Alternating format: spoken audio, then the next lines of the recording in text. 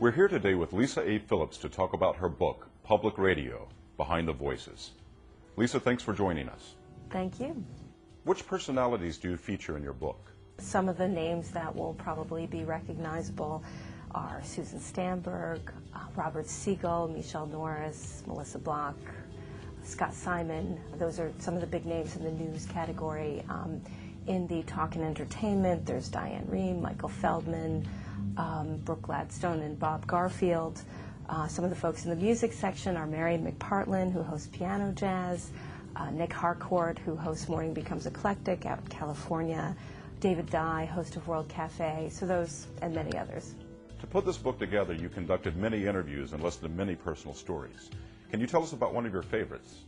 Well, I have a special fondness for the first chapter of the book, Susan Stamberg. The story she told me about how she began to host All Things Considered back in 1972, before the program was even a year old, was really interesting because she got on the air and she tried to sound like a man. Very authoritative, very neutral, no color in her voice. And then her boss told her, sound like yourself, it's okay. And she became the Susan Stamberg we know today. However, many public radio program directors across the country called NPR up to say, this is the wrong direction, do not keep this woman on the air, we don't like her. Her boss protected her, he did not tell her a word of this, and he stood by her and kept her on the air because he had a vision for what national public radio would be like. He wanted it to be distinctive. Were there any interviews that surprised you? Yes, there were. I think in particular of Kai Risdahl, who's the host of Marketplace. And he's got a very fine broadcast voice. He's got great pipes. He just seems made for radio. But in fact, he started his career out as a naval pilot. And he did that for many years, then worked for the State Department, and then finally came back to the States.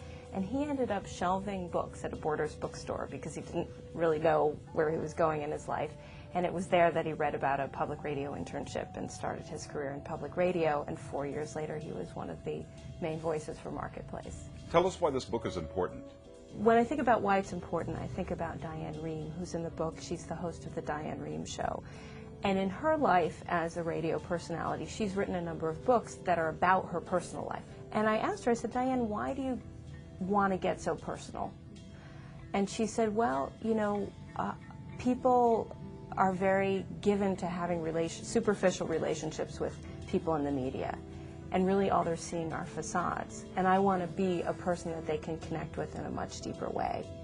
And I thought that that spoke so much to my own mission in this book, is that it can really make a difference if you get to look underneath the surface. Lisa, thank you so much. It was really a pleasure talking to you. Thanks so much for having me.